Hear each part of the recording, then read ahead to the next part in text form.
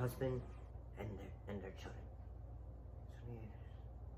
Hello there. So, you know how sometimes when we think of Doctor, sometimes we think of the main show, or sometimes we'll think of of other shows that were spin off from it, whether it was Torchwood or the Sarah Jane Adventures. What are you gonna do? We'll give you a detent. Come on! Oh no! Oh no! Run! It's no fun if you don't run! The smell of human fear! Love it! And in the past we looked at shows that perhaps didn't get the chance to thrive, like the show K9, which would have been the precursor to the Sarah Jane Adventures. But so why don't we try to look at another one of these shows that pups didn't get the opportunity to whether it was the chance, and perhaps see why it didn't do well. In this case, looking at the show Class. But before we do that, you know who we are. We are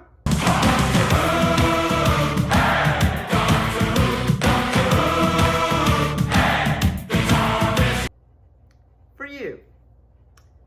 So, like I previously said, when it comes to spin-off shows, we've had Torchwood and the Sarah Jane Adventures. So, Class was a television series that went for 8 episodes on the BBC 3 between October 22nd to October 3rd, 2016. And the show focused on 5 of the students and staff at Coal Hill Academia, a long-timer and current location of Doctor Who, who are tasked by the Doctor to deal with alien threats while trying to deal with their personal lives. So I binge watched this entire show. And if you're probably wondering, say, well, how did I do that?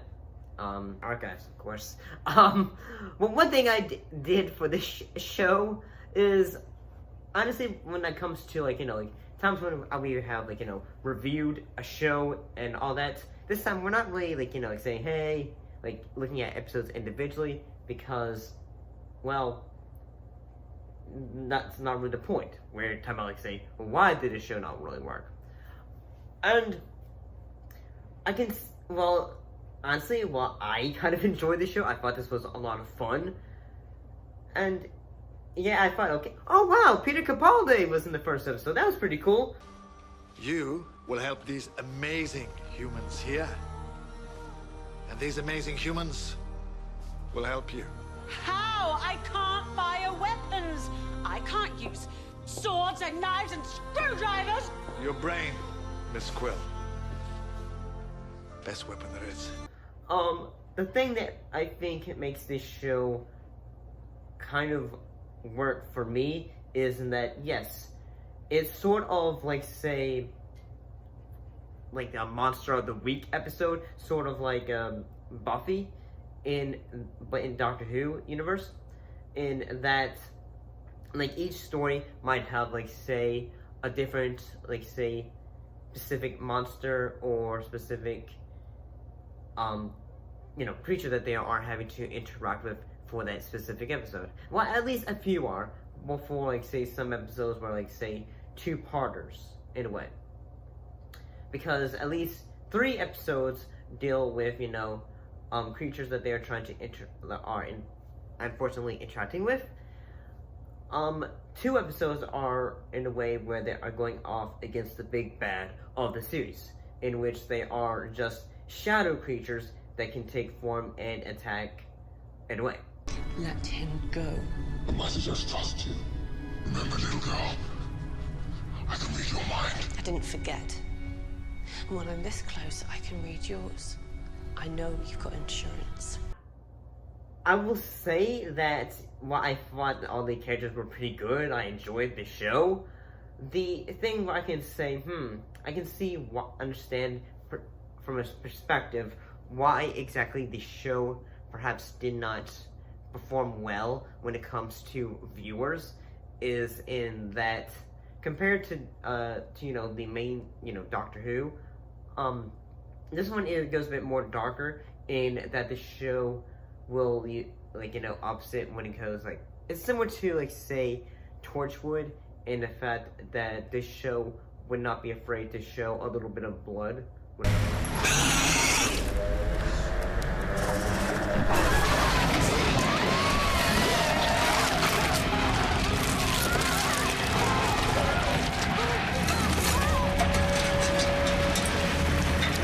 it comes to moments that are just a bit more gruesome.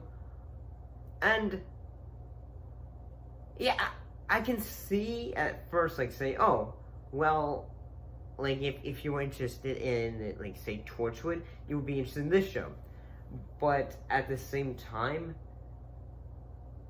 I can also, like, say, yes, like, sometimes, like, yes, someone's not always going to be interested in a monster of the week kind of show. Because if suddenly, like, you don't really get into the characters, like, say, well, we can hold on to next week, or something like that. I do think there are some, like, pretty cool ideas for the show, like, when it comes to, like, say, creature designs, like, in the fact that the say, the soccer coach, or football coach, because this show takes place in, over the pond, he ends up getting, attacked by a dragon creature that imprints becomes a tattoo on him, and in a way, yeah, he in a way will use that creature to attack others.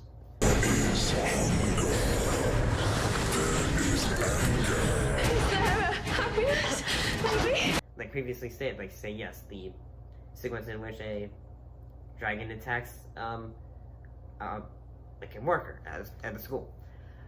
The other things that will think, okay, that makes it think, like, when it comes to story elements that they're trying to do, like, themes, would be this idea of family, like, since, this is story is about a bunch of teens that are going through, going to school, but at the same time, they're also having to go up against monsters and dealing with, like, things that are very relatable, like the idea of loss, grief.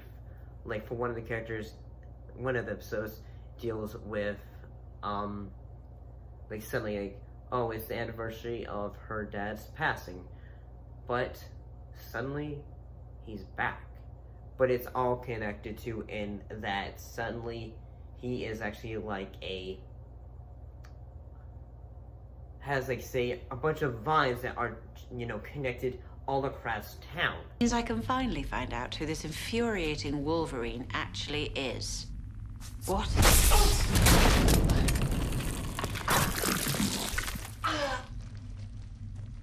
Get a very big knife. No, wait. Get two. And, yeah.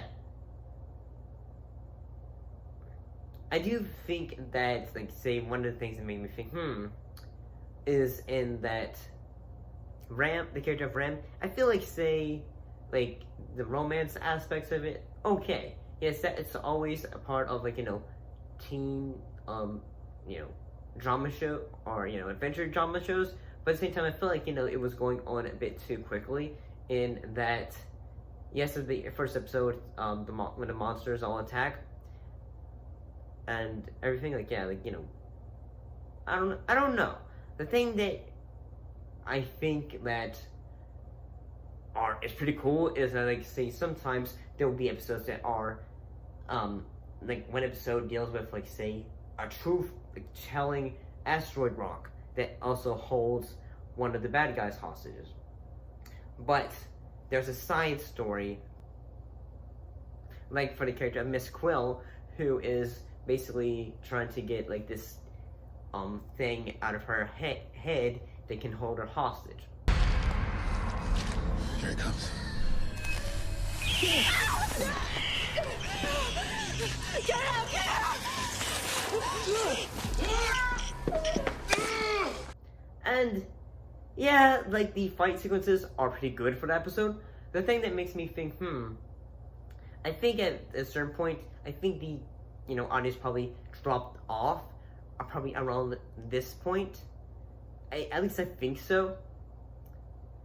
But yeah, I think the show is pretty good. The thing that makes it pilot, I think the final episode pretty good, because at the time the cast and the crew probably feel like say we're gonna get a season 3, but sadly they didn't. Is in that we have a weeping angel.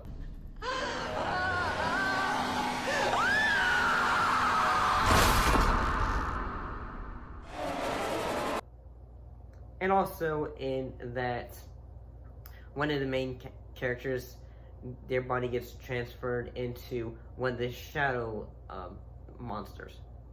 So yeah, like I can understand perhaps like what, like if you were probably thinking like saying but then again there's the character of Charlie, who is an alien and all that.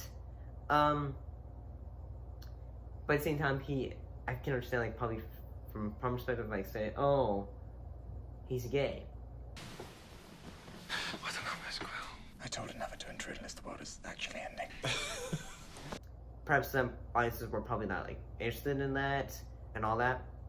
But at the same time, I'm also going to say, at certain episodes, like, sometimes it feels like, say, the characters are a bit too, like in the character of Ram, who's basically just trying to be the best soccer player he can, and all that. But it feels like, say, okay, I'm glad we eventually ended that little bit of subplot, because it was just like, say, I feel like this is his only personality at the same time.